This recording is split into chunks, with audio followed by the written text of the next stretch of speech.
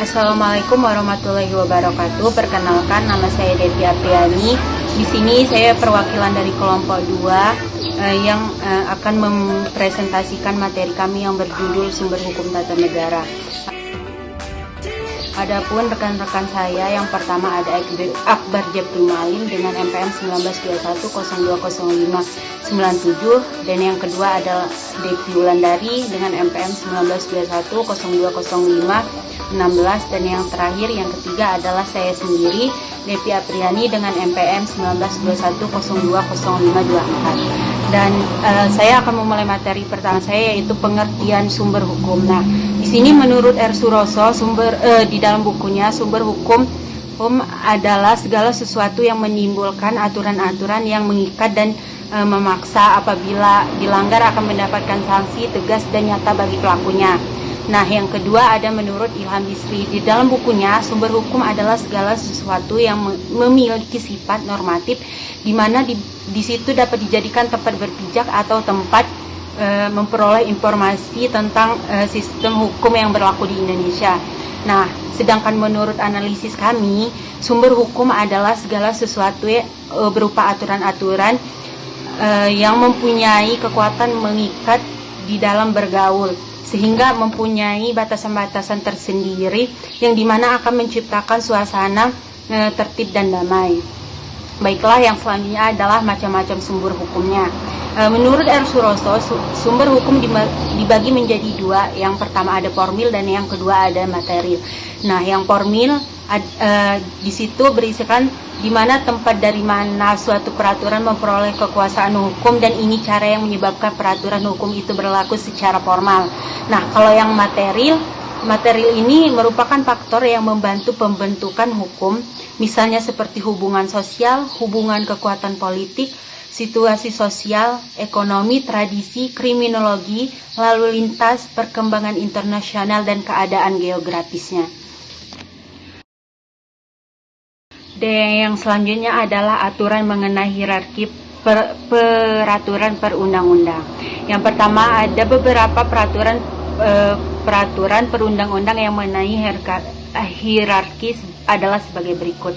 Hierarki menurut TAP MPRS nomor 20 MPRS 1996 berisi tentang bahwa Pancasila itu sebagai sumber dari tertib atau hukum Republik Indonesia.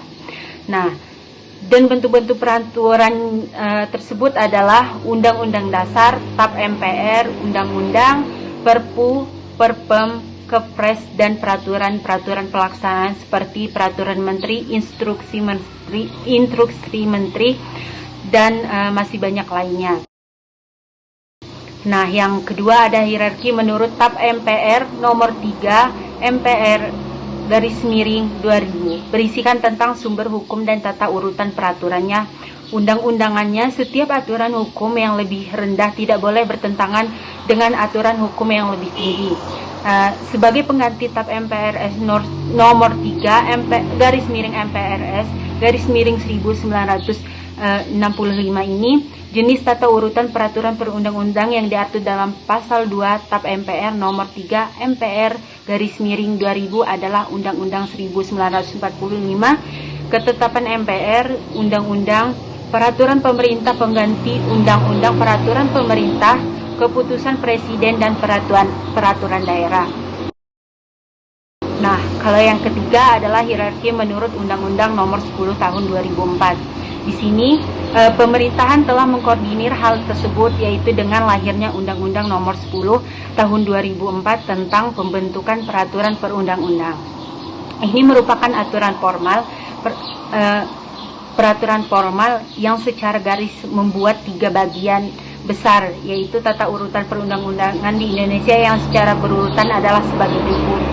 Yang pertama adalah Undang-Undang 1945, yang kedua Undang-Undang atau peraturan pemerintah penggantinya Undang-Undang daerah, dan yang ketiga adalah peraturan pemerintah atau peraturan presiden, peraturan daerah yang meliputi peraturan daerah provinsi, peraturan daerah kabupaten atau kota, dan peraturan desa. Nah, yang keempat ada hierarki menurut Undang-Undang nomor 12 tahun 2011.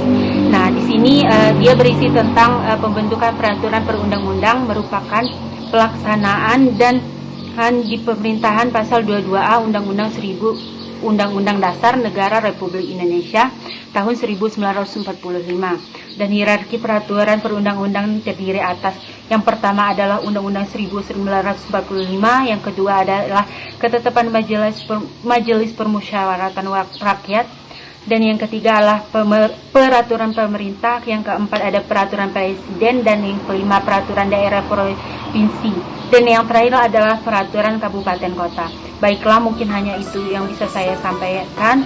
Kurang dan lebihnya saya mohon maaf. Wassalamualaikum warahmatullahi wabarakatuh.